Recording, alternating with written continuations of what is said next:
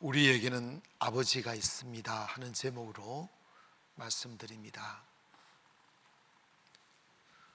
성경에는 유산이라는 말이 많이 나와요. 근데 이 유산이라는 것은 부모가 자식에게 그냥 이렇게 무료로 이렇게 내려주는 거예요. 근데 예수님 당시에는 그 유산을 나눌 때 장자에게 3분의 2를 주고 3분의 1 가지고 나머지 자식들한테 쪼개서 주는 그런 풍습이 있었습니다. 근데 이제 사실 이 유산이라는 건 부모님이 건강할 때 주는 게 아니고 부모님이 임종 앞에 계신다든지 위기의 시간에 부모님들이 이제 내가 더 이상 오래 살 수 없는 것 같으니 이건 너가 줘, 저건 너가 줘 하면서 자식들에게 골고루 분배해 주는 것이 바로 유산입니다.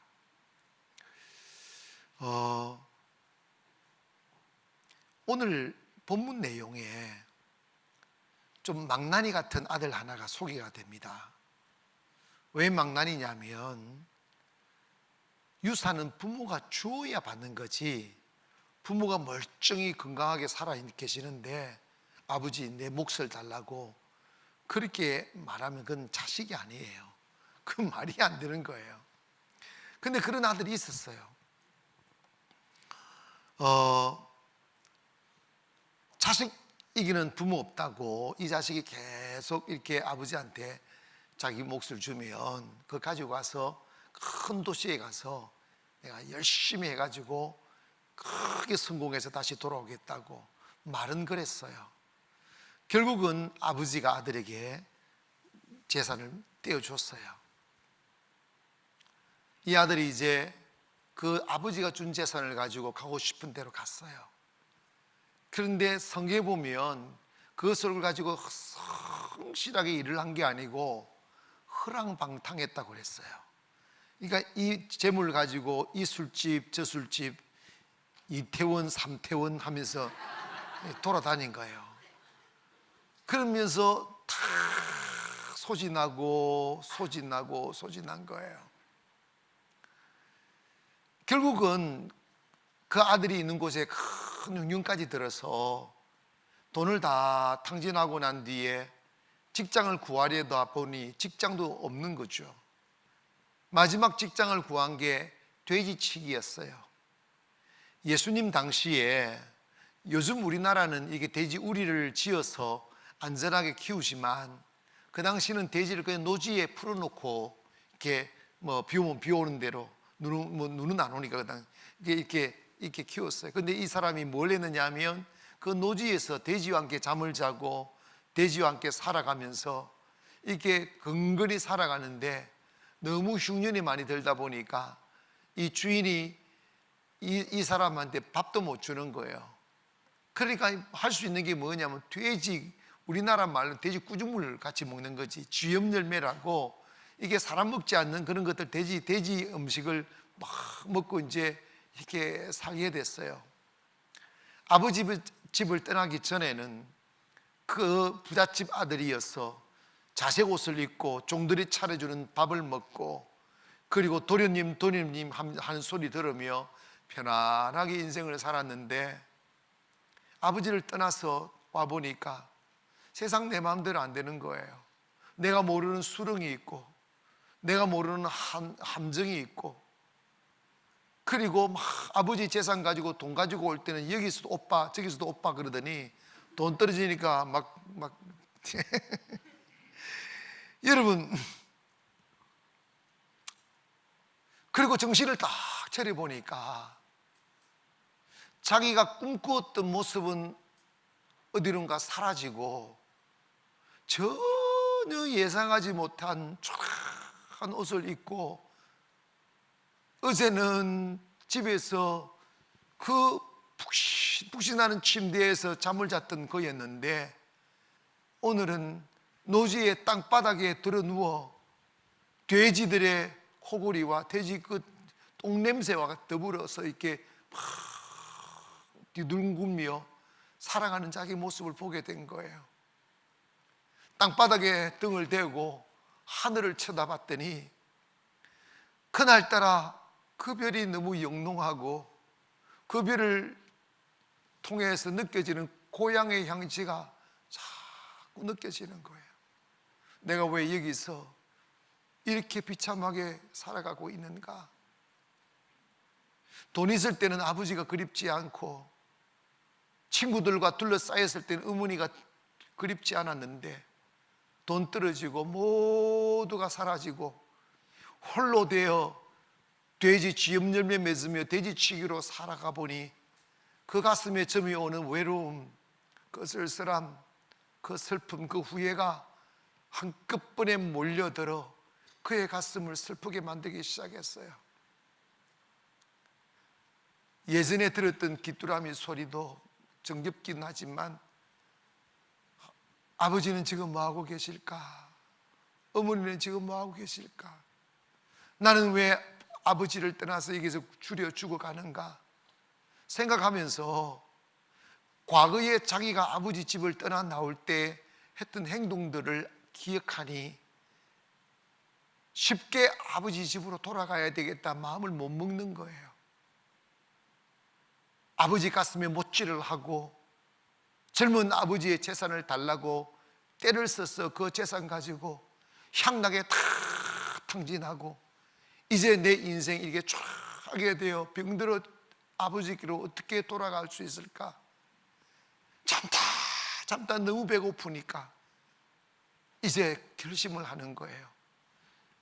내가 아버지 집으로 돌아가면 내 아버지 집에서 사는 종들도 나보다 훨씬 더 좋은 환경 속에 살아간다. 나는 지금 우리 아버지 집의 종들보다 못한 신세가 되었다. 내가 가서 아버지에게 아들이라고 부르지 말고 종으로 불러달라고 해야 되겠다.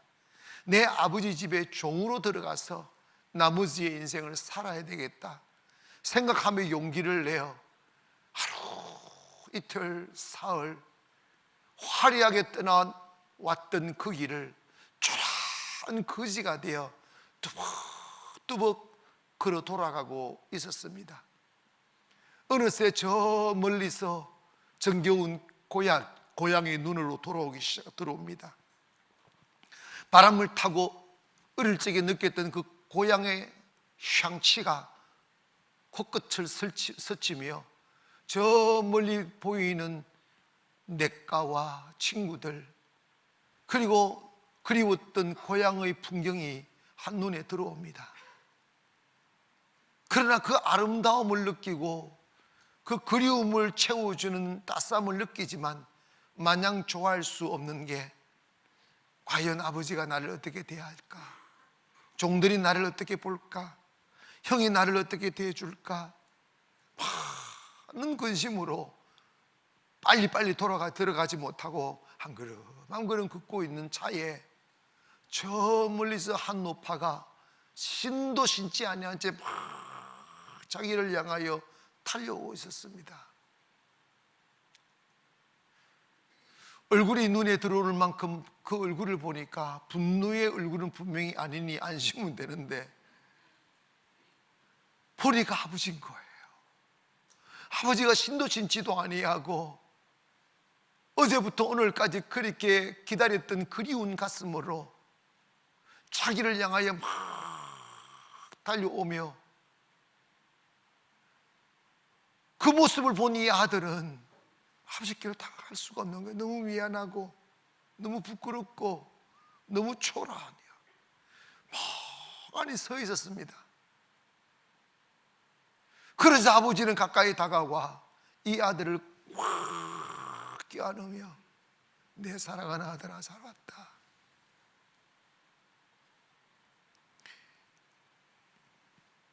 이 친구가 아버지라고 부르지도 못하는 거예요. 주인님이라고 할까? 아버지라고 할까? 영감님이라고 할까? 그 주저하고 있는 시간에 아버지가 말씀합니다. 내 아들아 잘 왔다. 나는 네가 재산 잃어버린 것 괜찮아. 너가 돌아온 것만 나도 나는 충분히 행복하다.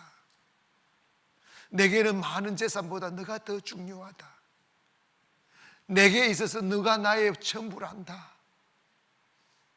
이 아들은 이 아버지의 깊은 사랑을 이해도 못하지만 이렇게 자기를 환대해 주리라고 상상 못한 거죠. 그리고 부끄러워하는 아들의 손을 덥석 잡고 아버지는 집으로 돌아갑니다. 집 대문간 앞에 서게 됐을 때 아버지가 하지 않은 행동을 하기 시작합니다. 야바라 감을 지르는 거예요. 그런데 종들이 막 뛰어나오는 거예요. 뭐라 말할 새도 없이 명령을 합니다. 빨리 솥에다가 물을 데우라고. 그래서 따뜻한 물을 데워서 내 죽었다가 살아온 내 아들에게 목욕을 시키라고. 장롱 안에 들어있는 새 옷을 끄집어내어서 내 아들에게 입히고 가락지를 끼워주라. 그리고 송아지를 잡아서 큰 잔치를 뺏으려고 동네 사람들 다 불러들여 내 아들 찾았다고 잔치를 뺏으려고 애써 큰 고함을 지르기 시작합니다. 왜 그런 줄 아십니까? 혹여라도 종들이 둘째 아들을 비난할까 삐죽거릴까 봐 틈새를 주지 않는 거예요. 부끄러워할 시간조차 주지 않는 거예요. 내 아들이 미안해할까 봐, 내 아들이 부끄러워할까 봐, 몸둘 바 몰라 할까 봐 틈새조차 주지 않냐고 계속해서 그냥 은혜로 그냥 폭탄을 터뜨리는 거예요. 여러분, 이 아들은 아버지 재산 가지고 세상에 나가면 자기 마음대로 세상 다 펼쳐질 줄 알았습니다. 내 고집대로 한번 살아보겠다고, 내 욕심대로 한번 살아보겠다고, 아버지의 간섭받지 않고 내 마음대로 한번 살아보겠다고, 아버지의 통제를 벗어나 자유로운 세상 살아보겠다고 나간 곳이 세상이지만 세상은 그의 모든 것을 앗아갔습니다. 여러분, 요즘 코로나 전국 속에 너무나 많은 사람들이 소리 없이 울고 있습니다. 예전 같으면 원망도 해보겠지만 코로나가 블랙홀이 돼가지고 원망도 못하게 만들어요. 무너지는 가정, 무너지는 사업, 희망을 잃어버리고 있습니다. 그리고 경제학자들은 지금 우리나라뿐만 아니라 전 세계에 경제 대공황이 온다 이렇게 예측하고 있고, 사실 전문가들은 지난 3월에 우리나라 경제적 위기가 오게 되어 있는데 미국에서 연준에서 그걸 달러를 풀어가지고 스와프 해가지고 우리나라의 경제를 그냥 부도를 연장시켜 줬다는 거예요. 그래서 그 사람들이 이런 이야기합니다. 9월 가면 우리나라는 부도 날 거라고. 이 정말 무서운 이야기들을 하고 있습니다. 여러분, 그러나 이 코로나 전국 속에서 더 무서운 일이 벌어지는 데인데 그게 뭐냐면 영혼을 잃어버리는 거예요. 돈을 잃어버리면 다시 벌면 되지만 영혼 죽으면 인생은 끝나는 거예요. 마가복음 8장 36절에 사람이 만일 온 천하를 얻고도 자기 목숨을 잃어버리면 무엇이 유익하겠느냐고 말씀하셨어요.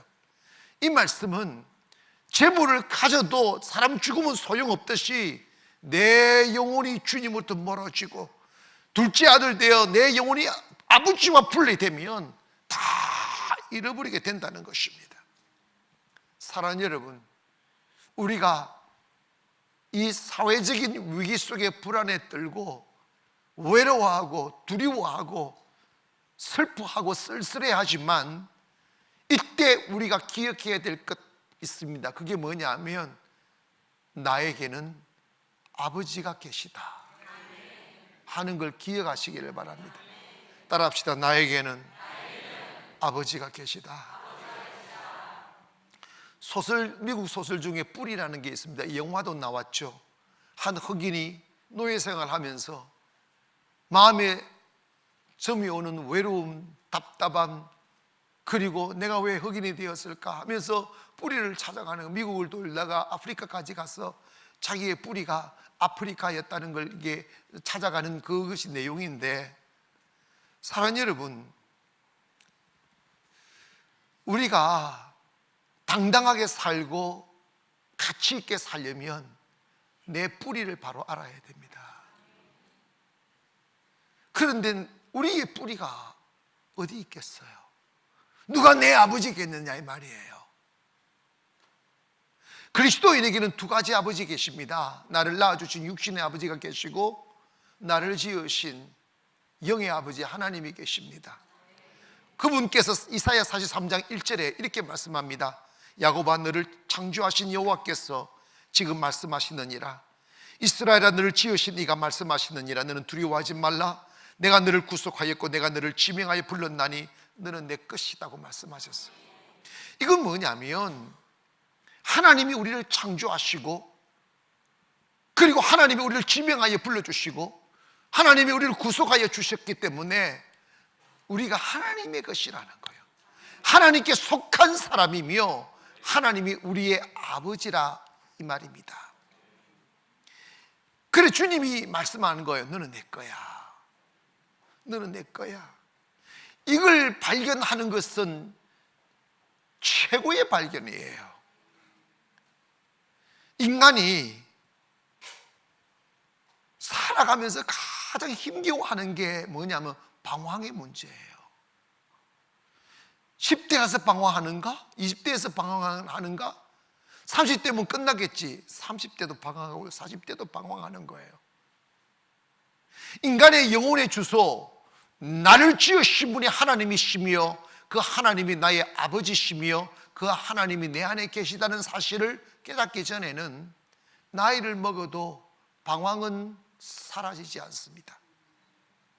끝없는 외로움, 끝없는 고독은 계속되는 거예요.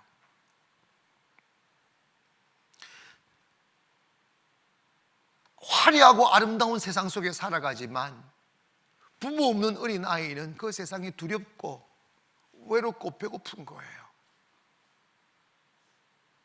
어쩌다 저 동네에서 자색 옷을 입고 아버지의 손을 잡으며 해맑은 웃음으로 걸어가는 아이들을 바라보면 그저 부럽기만 하고 슬프기만 하는 게 고아의 모습입니다.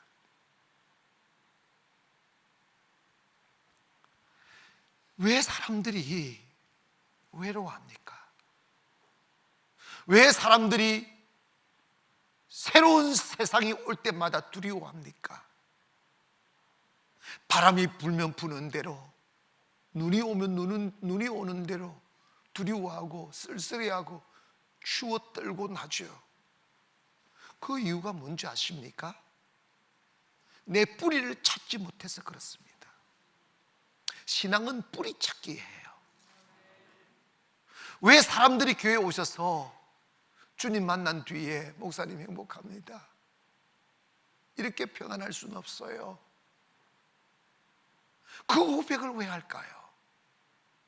그것은 성령을 통하여 내 영혼이 주님을 만나는 영적 접촉점이 생겨나면 자연스레 내 영혼의 본능이 느끼는 평안함을 내가 느끼기에, 내 영혼이 느끼는 안정감을 느끼기에 평안하다고 행복하다고 고백하는 것입니다.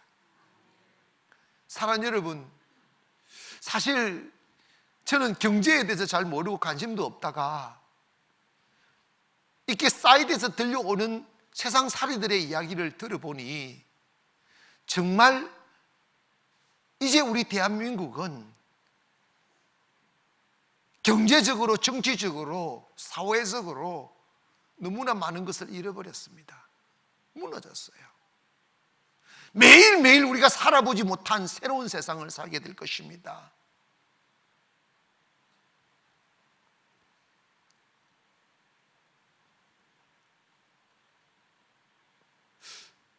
불안하기도 하고 두렵기도 하죠. 그리고 매스컴에 이렇게 전달되지는 않아서 모를 듯 하긴 하지만 지금 세계적인 기업들이 도산하고 있어요. 우리나라도 많은 대기업이 도산하고 있고 좀 작은 소상공인들이 도산하는 것은 이건 뉴스감도 안 되는 겁니다. 요즘 우리나라 가장 성황을 이루는 업체가 철거업체라는 거예요. 철거업체. 물건을 쌓아도 쌓아날 곳이 없다는 거예요. 폐업을 하려고 해도 원상복구비가 없어가지고 폐업을 못한다는 거예요. 이런 것이 한두 군데가 아니라는 거예요. 어떻게 살아야 하나? 어디를 가야 하나? 불안에 떨고 있습니다. 그러나 분명한 사실은 이거 하나 있습니다. 세상이 뒤흔들리고 세상이 풍랑을 만나도 전능하신 하나님 아버지는 내 아버지시다. 불 속에서도 우리를 지키시고 물 속에서도 우리를 지키시는 하나님.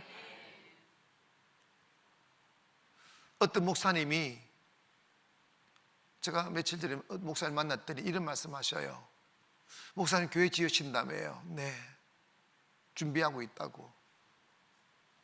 이러한 위기 속에 교회를 짓는 것은 미친 짓이라고. 나도 미친 줄 알아요. 근데 여러분 분명히 기억하세요. 그렇게 생각하면 그런 세상이 오고 하나님이 함께 하신다. 하나님이 지키신다. 하나님이 도우신다. 또 믿으면 그 세상이 와요. 왜냐?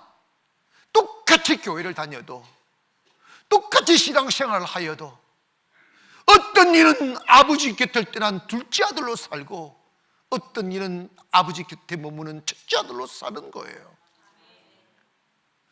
하나님이 여러분을 지킬 걸 믿기를 원합니다.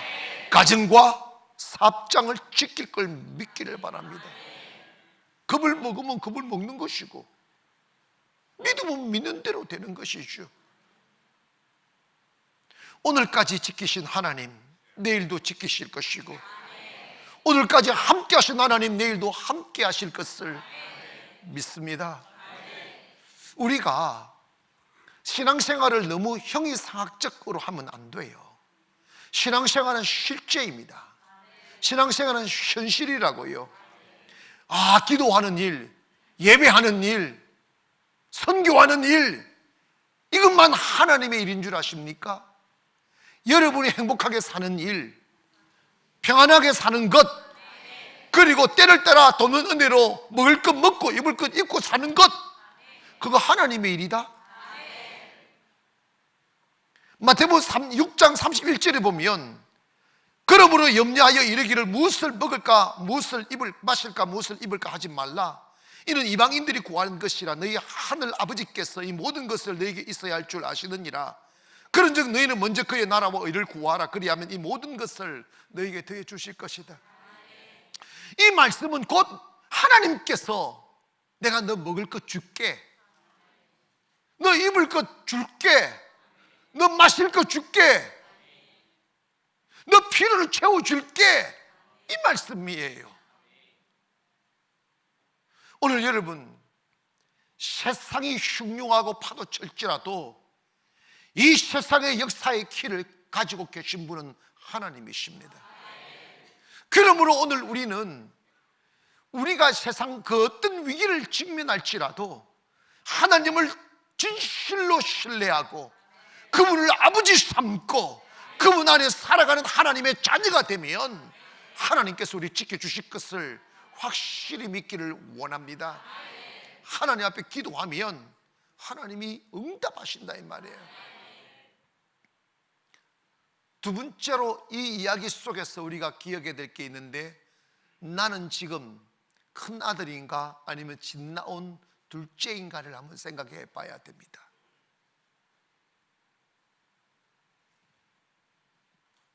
이 둘째는 태어나서 부잣집에 태어나가지고 아버지 덕분으로 기름진 음식 먹고 좋은 집에 살며 종들의 수발을 받으며 살아온 까닭에 세상이 얼마나 험악하고 가는 곳마다 수렁이 있고 가는 곳마다 골짜기가 있다는 사실을 몰라요.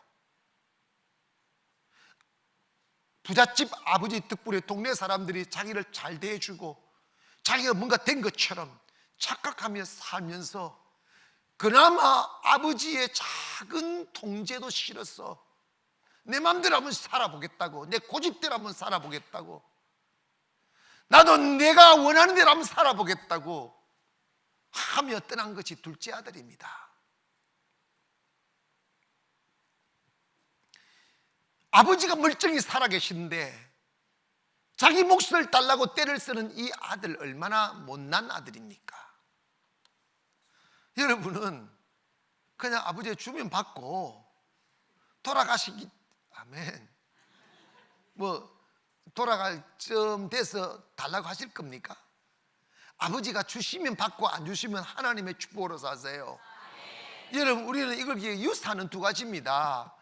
부모가 주는 물질적인 유산이 있는가? 그건 그거 별거 아니에요. 우리 무슨 유산 받? 하나님의 장자권을 받아야 돼요. 아멘. 하나님의 장자권.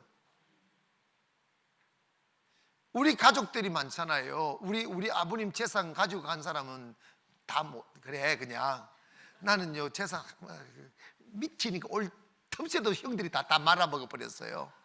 제게는 하나님의 장자권밖에 없어요. 아멘. 조는 사람은 장자권 안 간다. 그게 유업이라. 여러분, 자녀이면 후사꽃, 하나님이 자녀 후사꽃, 하나님의 그것을 유업으로 받을 후사라고 그랬어요. 오늘 하나님의 장자권이 우리에게 있음을 믿기를 바랍니다. 그런데 여러분, 이 둘째 아들은 자기가 세상 나가면 아버지 밑에 있었던 것처럼 세상에 자기에게 호의적으로 대해줄 줄 알았어요. 돈 벌면 돈이 잘 벌릴 것 같고 이 돈 많이 가져가면 세상이 다 환영할 줄 알았어요. 이놈은, 여러분 있잖아, 인생은요 마음대로 안 된다. 아버지 준 재산 가지고 일터로 간 게 아니고 이태원으로 간 거야. 이태원으로 가가지고 오빠 한두 여자가 오빠 하는 게 아니야. 어머나, 이 애들 나를 좋아하는가 보다. 호주머니를 다 털어가는 거. 오빠, 얘 막 천마리씩 나가는 거야. 근데 어머나 오빠 멋있어. 그 멋있어서 그런 소리 아니다니까. 다 이빨은 거짓말이라니까.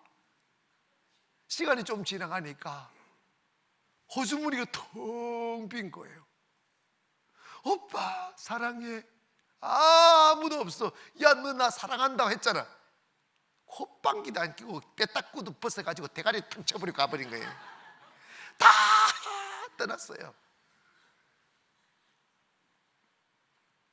여러분, 사실 여러분 이거 기억해야 됩니다.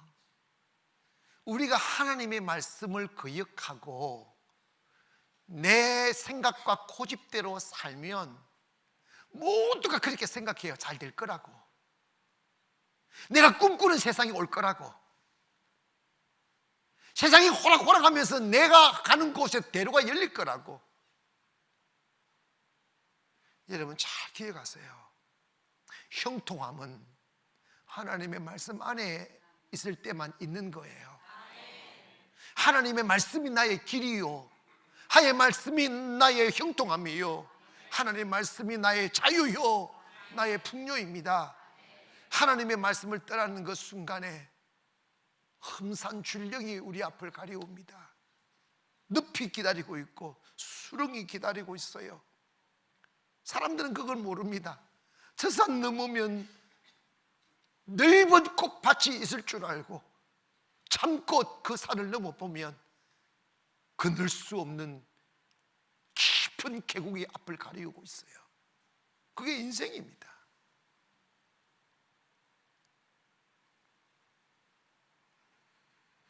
성경에 이 탕자의 비유를 마태, 마가, 누가 이 공관복음이라고 하는 세 군데 똑같은 내용을 기록하고 있어요. 이거 뭐냐면 이게 사실인지 아니면 비유인지 제가 볼 땐 비유인 것 같아요. 근데 왜 이걸 비유를 말하면서 왜 이 말씀을 하고 계실까요? 그건 뭐냐면 교회 안에 너무나 많은 탕자가 있다는 거예요. 아버지는 아버지인데 아들은 아들인데 관계가 끊어진. 그래서 아버지가 나의 슬픔을 거두어주지 못하고, 아버지의 부유가 내게 미치지 못하고, 아버지의 자유가 내 마음에 누리는 향유가 되지 못하고, 밤이 되면 외롭고 아침이 되면 배고픈 그 쌀쌀한 삶을 사는 사람들이 너무나 많다는 것입니다. 고생을 덜 해서 재수가 없었어가 아니고, 하나님의 말씀을 거역하여 하나님의 통제를 벗어나면 결국은 탕자가 된다는 거예요. 저는 탕자하면 저도 생각나지만 우리 둘째 형이 생각이 나요. 좀 뭐 그렇게 아름답지 못한 이야기지만 우리 둘째 형은 수재였어요. 공부를 안 해요. 시험 전날 하루만 공부해요. 그런데도 술을 맞아요.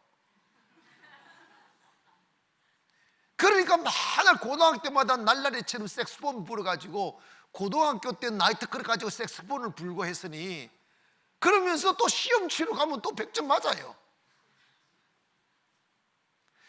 그러다 보니까 세상, 화려한 세상에서 살았어요. 어머님은 어릴 적은 교회 다니다가 세상 나가서 교회를 안 다니면서 세상 쾌락에 취해 살은 거예요. 이 사업 저 사업 전 세계를 다니며 막 살았어요. 꿈이 뭔지 아십니까? 우리들 만나면 동생들은 조금만 고생을 해라고, 입만 벌리면 그래요. 조금만 고생하라고. 내가 용정에, 중국 용정에 50만 평 땅 준비해놨다고, 거기에 파라다이스 지어가지고 다 가족들 데리고 와서 산다고. 진짜 그랬어요. 그래, 용정시장도 우리 집에 듣고 오고 그랬어요. 그런데 어머님은 이렇게 말씀했습니다. 이름이 의두인데, 이두야, 하나님께로 돌아와야 된다. 하나님께 안 돌아오면 이 돈 다 빼앗아 간다. 그래도 안 들어오면 건강 친다. 그래도 안 들어오면 목숨 빼앗는다. 저한테 그 소리를 하더라고요. 아직도 청청한데, 60도 안 됐는데, 아직도 세상 멀쩡한데 암이 들어와 자기의 목숨을 위협하는 거예요. 암이 걸리자 나한테 비로소 나이 텀이 너무 기니까, 이게 많으니까 뭐 아버지 같지요, 나하고는. 그런데 막상 죽음 앞에 서니까 동생이 목사가 된 놈이 나한테 심정을 토로를 하는 거예요.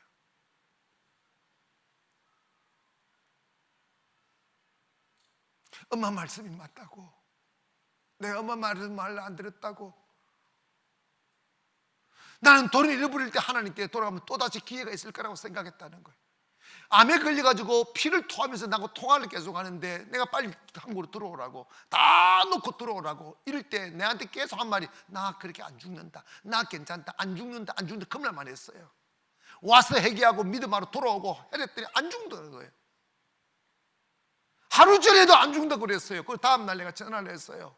전화했더니 몇 마디 통화하고, 그래 내가 너무 아프니까 나보고 자꾸 들어오라고, 나와 제가 저 중국에 그 땅들 내고 좀 뭐 알아서 좀 이렇게 하는 거 하는데, 제가 들어가려고 비자 내는 기간 뭐 하여튼 25일인가 뭐 걸리는가, 하여튼 걸리더라고. 전화를 딱 했는데요, 하면서 나 너무 하면서 전화를 놓았어요. 그랬더니 옆에 누가 있는지 막 우는 소리가 들리더라고. 피를 토하면서 그 자리에서 죽은 거예요. 여러분, 파라다이스를 만들어서 온 가족들 행복하게 살릴 거라고 꿈꿨던 그 꿈들은 사라지고 도리어 집 말아 먹었어요. 우리 어머니 그 소식을 듣고 우리 어머님이 살던 집을 팔아서 형님 줘버리더라고. 그거 다 날리고 파라다이스도 날리고 목숨도 다 사라진 게 인생이에요. 저한테 계속 그 이야기했어요. 엄마 말씀하실 때 들었어야 될 텐데, 죽기로 돌아오라고 했을 때 들었어야 될 텐데. 여러분, 인생은 이런 거예요. 우리가 교회를 다녀도 하나님의 통치 안으로 들어와야 돼요.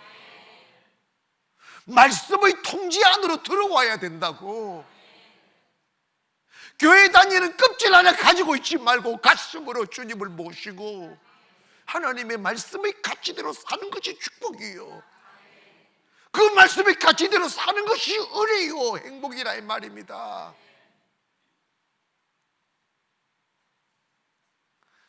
나중에 한참 대화할 때, 그리고 그 전에 한국에 나와서 제가 사는 것도 보고 이러면서 하는 말이 이러다는다. 동생아,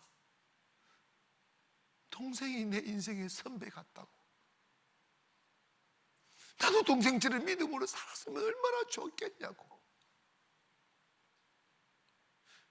여러분, 교회 안에 오셨어도 둘째 아들처럼 아버지의 통제를 벗어난 사람들이 있어. 내 고집대로 사는 사람들, 내 생각대로 신앙생활하는 사람들. 여전히 내 마음은 공고하고 여전히 내 마음은 외로운데, 여전히 내 마음은 불안한데 이것이 왜 그런지를 모르는 거예요. 나의 뿌리신 아버지께로 돌아가야 되는 거예요. 하나님만이 나의 부유심이요, 하나님만이 나의 배부름이며 하나님만이 나의 안전한 곳입니다. 우리는 여러분이 내 힘과 수고로 인생을 살려 하면 안 됩니다. 만물이 하나님 아버지 안에 있어요. 하나님이 허락하셔야 내게 미치는 거예요. 생각해 봐요. 우리 사실은 이곳에 오셔서 건강하게 숨을 쉬고 자유롭게 예배를 드리고 여러분 발로서 걸어오셨잖아. 이게 다 하나님의 은혜다. 하나님의 은혜다. 그 어느 것 하나 하나님의 은혜 아닌 게 없어요. 내가 재수없어 돈 벌어서 아니라니까. 건강도 하나님의 은혜요. 오늘 여러분의 소리를 내어 아멘할 수 있는 것도 하나님의 은혜라니까. 다 하나님의 은혜예요.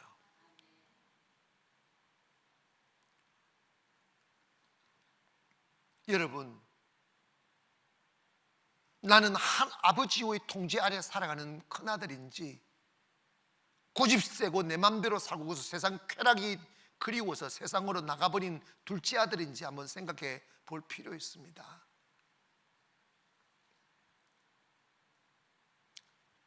그리고 우리가 기억해야 될 게 있어요. 그게 뭐냐면 아버지께로 돌아가기 전까지는 결코 평안함이 없어요.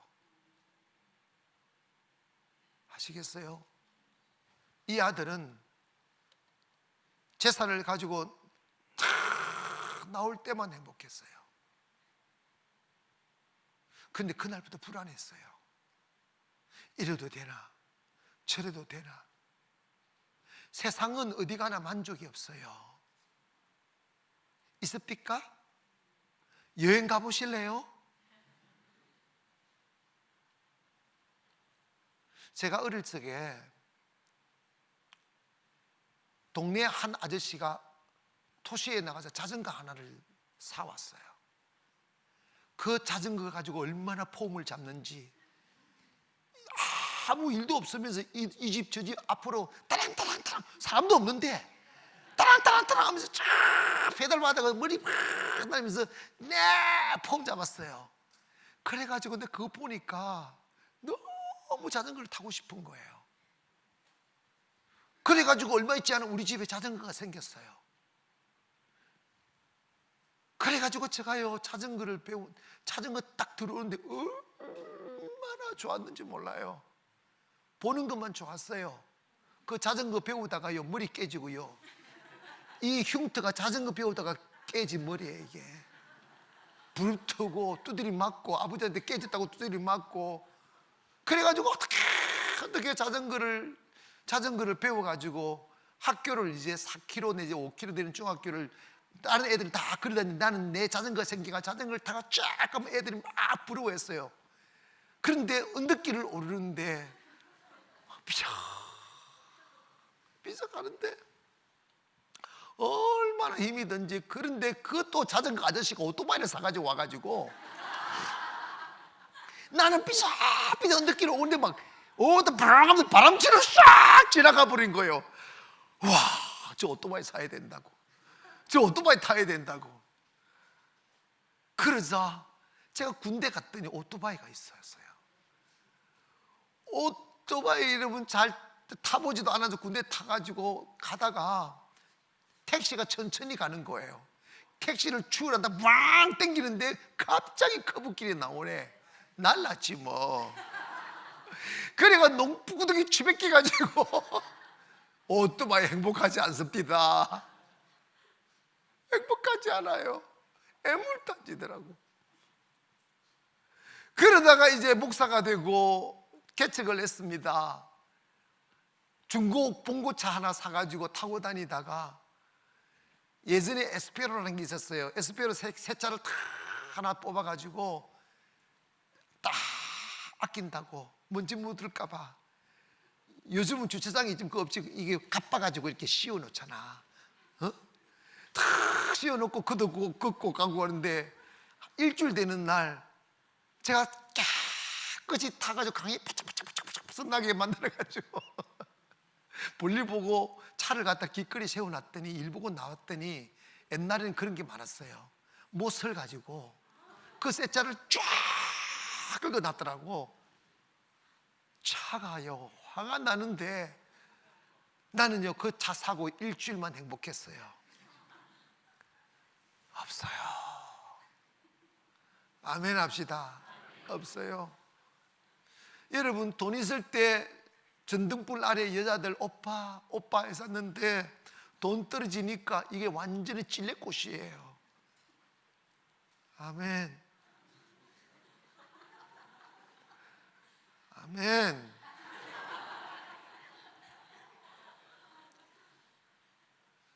저 여자 만나면 행복할까? 만나봤어요. 안 돼요. 또 여자 바꿔봤어요. 안 돼요. 솔로몬은 1000명을 바꿔봤어요. 그리고 솔로몬이 그 여자들을 시달린 뒤에 헛되고 헛되며 헛되고 헛되도다. 해 아래 모든 하는 수고가 바람을 잡는 것 같도다. 세상을 일컬어 보라, 이것이 새 것이라 할 것이 있으랴. 우리가 있기 전에 오래전 세대도 이미 있었더니라. 다 지나가는 바람이에요. 여러분, 사람은 불안한 마음을 느낄 때, 외로움을 느낄 때, 고독을 느낄 때 친구가 없어서 그런가? 돈이 없어 그런가? 그렇게 생각해요.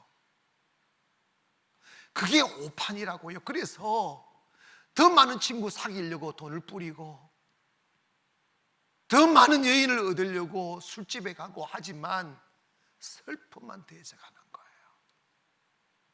고통만 더해서 가는 거예요. 이것은 무엇을 말해주느냐? 인생은 재물로도 행복을 못 느낀다는 거예요. 인생의 참된 평안은 소유에 있지 않다는 거예요. 그 두려운 밤에서 해방되고 긴 고뇌의 늪에서 빠져나오고 외로움에 지쳐서 말라가는 삶에서 해방되려면 더 많은 쾌락을 사고 더 많은 돈을 벌어야 되는 게 아니라 아버지께로 돌아가면 된다는 거예요. 내 아버지께로 돌아가면 내 마음에 평안이 온다는 거예요. 그게 뿌리를 찾는 거예요. 내 영혼이 아는 거죠. 이제 나는 안전하다고. 내가 주님의 품에 안기는 그 순간, 주님께서 들려준 영혼의 소리를 듣는 그 순간 내 마음은 편해지는 거예요. 그래서 가끔 성도들이 제게요, 헌금 가지고 오라 자기 스스로 가지고 와가지고 이렇게 말한다. 목사님, 울지 마. 내가 왜 울리겠어? 어째 오시라고. 아이고 어떻게 오시라고 해야 되나? 앉자마자 울어요. 내가 무서워서 우나? 그냥 앉자마자 울어요. 울면서 이 하나 내놔요. 성령님께서 이거 드리라고 한다고 울어요. 근데 왜 돈 뺏기면서 행복하냐고.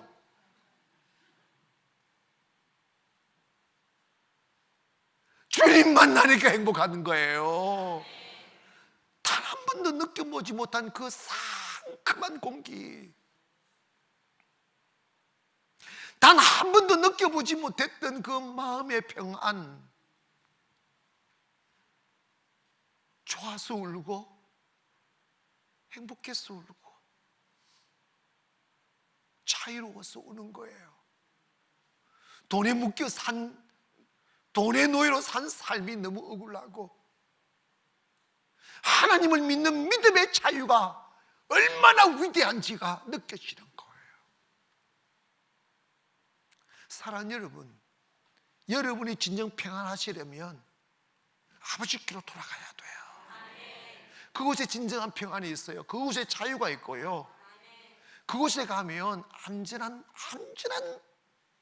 하나님의 요새라 이 말이에요.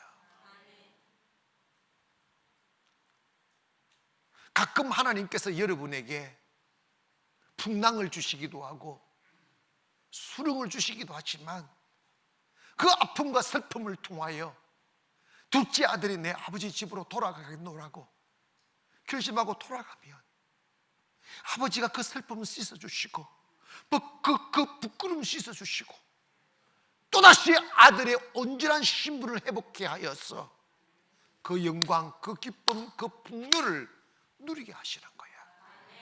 그게 성경이 말하는 핵심이에요. 아버지께로 돌아오라. 너에게는 전능하신 아버지가 계시다. 세상 보고 두려워하지 말라. 풍랑 보고 두려워하지 말라.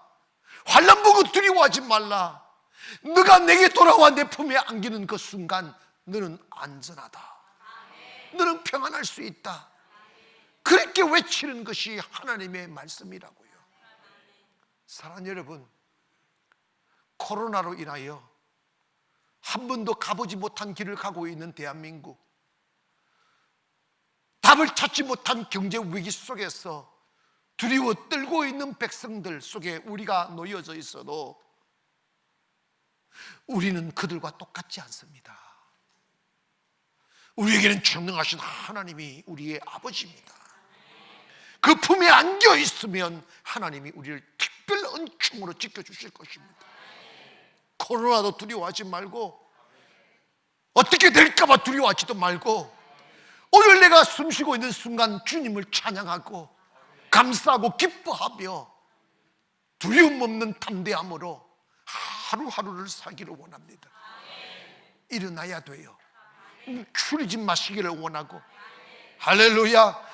마귀가 어떤 목적으로 우리를 위협하는지 아십니까? 저는 가장 큰 두려움이 사업을 잃어버리는 것보다 영혼 죽는 게 더 두려움이라는 걸 기억해야 됩니다. 교회들이 일어나야 되고 성도들이 일어나서 하나님께로 돌아가야 됩니다. 그곳에 구원이 있고, 그곳에 건강이 있고, 그곳에 평안이 있고, 그곳에 행복이 있습니다. 사랑하는 여러분, 비바람 몰아치는 노지에 홀로 서 있고 막아낼 수 없는 경제 위기가 우리를 두렵게 해도 우리 기억하세요. 나에게는 아버지가 계시다. 그분이 보호해 주신다고 하셨으니 담대하게 오늘과 내일을 사는 저와 여러분 되기를 바랍니다. 기도하겠습니다. 거룩하신 아버지 하나님 감사합니다.